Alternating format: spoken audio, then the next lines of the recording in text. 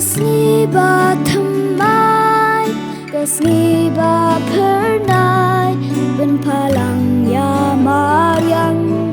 da jing pelang,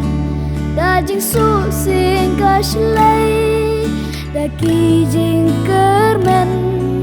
da pendap ya men sim baling a.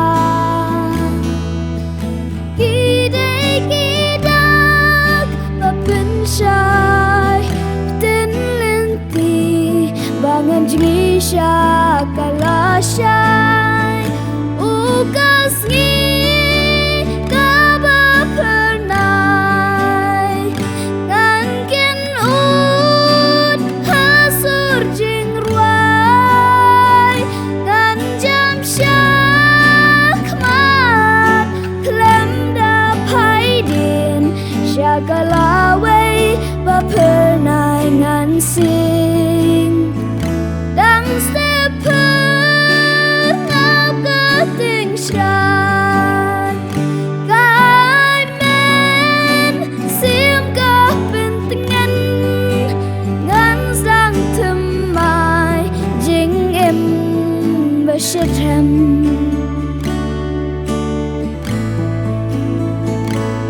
ha jing thia shi tang Marwein nga bisa nga shu ap dang ban kin jat shai no ki jing mut jing perkhat ki ai ki hanga qua ban la na ki ne baro nga bin nu dia kisngi balale no be ngan prang da jing e u kasngi ka ba pernai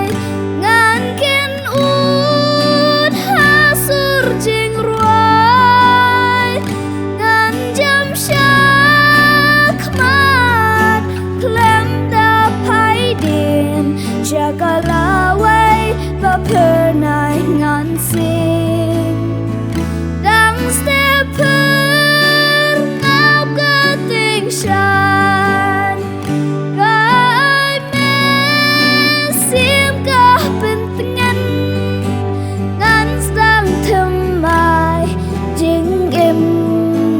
shithem u kasngi ka ba thymmai ngan bin jem ya jing ring swai ngan jam sha khmat klem artakin shakalawai ba pernai ngan sing dang stepper ngau ka ting shan kai men sim ka pentingan ngan sang thymmai jing im ba shithem